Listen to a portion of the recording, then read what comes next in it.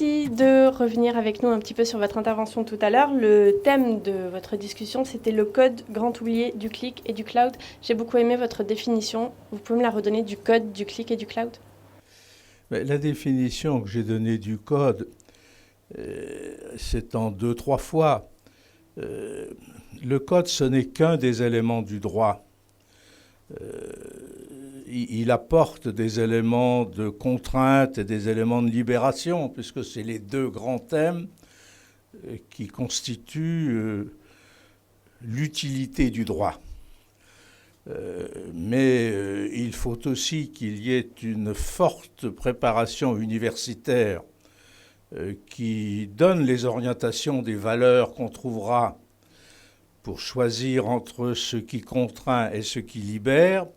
Or, c'est un travail qui n'est pratiquement plus fait en France. Et il faut aussi qu'il y ait une jurisprudence, c'est-à-dire qu'il y ait un système judiciaire qui ait les moyens de remplir sa mission, ce qui n'est plus le cas en France. Et enfin et surtout, il faut qu'il y ait un système législatif à base politique qui fasse des lois qui soient à la fois contraignantes et libératoires. Ce système actuel ne marche plus non plus.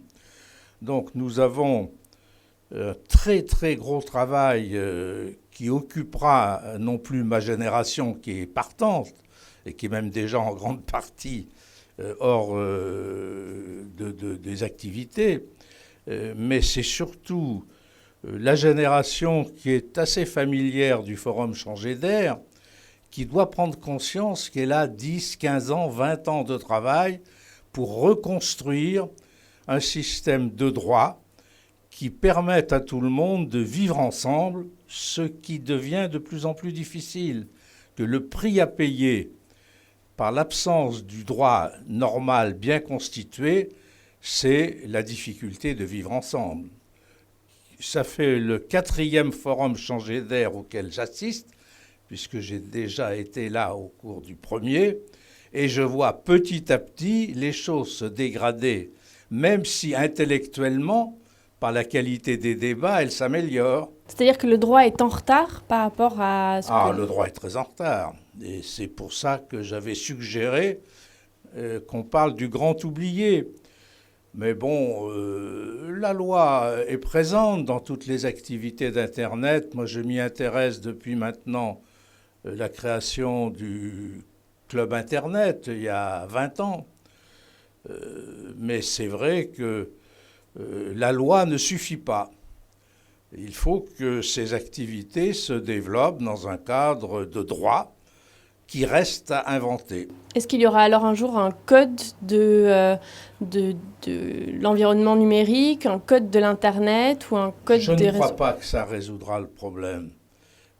Il faut qu'il y ait des comportements qui soient, comme ça vient d'être dit à l'instant dans le sujet qui vient d'être traité, il faut que ce soit la société par elle-même, au plus près possible d'où elle est opératrice, qui doit trouver des modes de vie en commun qui évitent d'avoir à faire des lois pour contraindre ceux qui n'ont pas la même opinion de subir, alors qu'il faudrait plutôt coopérer et collaborer.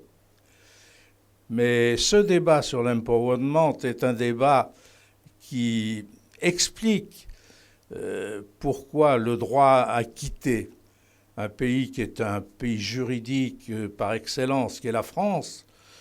Le droit a été remplacé par tout un tas d'autres éléments. Quand je dis tout à l'heure que j'ai cliqué dans le brouillard en mettant la petite croix de l'illettré sur des conditions générales auxquelles je ne comprenais rien, je suis désolé, mais 95% des gens font la même chose que moi. Et ils n'osent pas. Ils n'osent pas faire ce qu'il faut pour se sortir de cette situation. L'année dernière, j'ai organisé un grand forum sur ces entreprises planétaires et le droit européen. Je n'ai pas voulu parler du droit français, et encore que le droit européen, par rapport à la conception française du droit, mérite un certain nombre de critiques. Mais quand on a abordé ces sujets-là, on s'est rendu compte qu'il y avait une perte totale de pouvoir, au sens où l'a expliqué M. Comte-Sponville, de la grande majorité de la population française. Mais il faut qu'il en soit pris conscience. À mon avis, et c'est sur ce sujet que je travaille, mais pas seul, on va découvrir les conséquences de la perte de conscience du droit dans un domaine qui, dans les 10 ans qui viennent, connaîtra une crise majeure, c'est le domaine de la santé.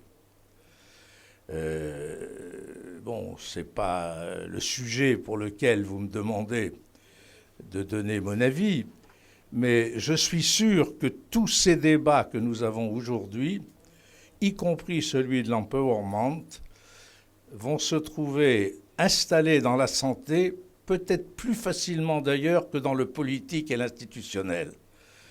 Parce que personne en France n'est d'accord sur les modifications institutionnelles que supposeraient les débats que nous avons. Donc ce sera très compliqué. Par contre, s'il y a une crise dans l'organisation et le financement de la santé, qui ne peut appartenir qu'à une protection collective, même si elle connaît des développements privés en matière de prévention, pas seulement en matière de curatif. Donc si la santé connaît ces difficultés, il y aura une vraie prise de conscience de la nécessité de retrouver le droit avec des lois qui contraignent et des lois qui libèrent.